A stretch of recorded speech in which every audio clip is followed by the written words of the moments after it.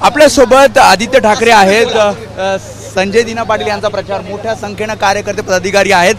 किती ताकद इथे तुमची पाहायला मिळते? मला वाटतं ताकदपेक्षा प्रेम दिसते. अनेकदा अशी गर्दी होते तेव्हा पक्ष शक्ती प्रदर्शन वगैरे असं बोलतात, हे प्रेमाचं प्रदर्शन आहे. आणि आपण पाहत असाल जनता स्वतःहून आलेली आहे.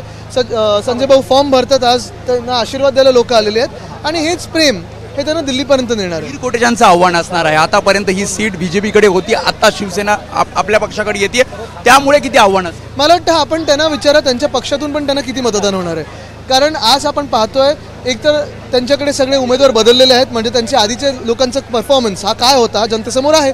आणि दुसरी गोष्ट म्हणजे आज मुंबई विरुद्ध भाजप द्वेष्टे जे आहेत, म्हणजे भाजप जे द्वेष करतं मुंबईचा महाराष्ट्राचा, त्याच्या विरोधात आम्ही उभं राहिलेलो आहे. उत्तर पश्चिम मुंबई लोकसभा मतदारसंघाची अखेर उमेदवारी ठरली आहे. आपले माजी सहकारी रवींद्र वायकर यांना उमेदवारी जाहीर करण्यात आली आहे, त्याच्याकडे तुम्ही कसं बघताय? मला वाटतं अमोल भैया ज्या मताने येणार होते त्याच्यापेक्षा कितीतरी जास्ती मतांनी जिंकून येतील. एकच आहे, त्यांना आठवत असेल मला वाटतं वायकरजींना, जेव्हा ते पक्षातून जात होते डोळ्यात पाणी येऊन मला सांगितलं होतं निवडणूक कधी लढणार नाही, अन्याय होतोय, कसं त्यांना मिंदेगट प्रेशर करते, ईडीचं कसं प्रेशर आहे, भाजप कसं गळचेपी करते.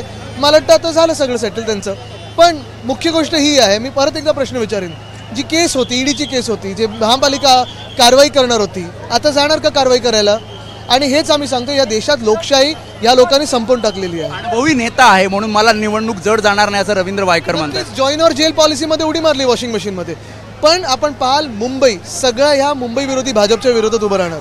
त्यामुळे होते आदित्य ठाकरे, त्यांनी रवींद्र वायकर यांना उमेदवारी दिली, त्या संदर्भात तर प्रतिक्रिया दिली. त्याशिवाय ज्या प्रकारे प्रचार केला जातो, ज्या प्रकारे अर्ज संजय दिना पाटील यांचा भरला जाणार आहे, त्याविषयी सुद्धा त्यांनी प्रतिक्रिया दिली. कॅमेरामॅन अरविंद वारके समीप वेदांत ने, एबीपी माझा, मुंबई. एबीपी माझा, उघडा डोळे बघा नीट.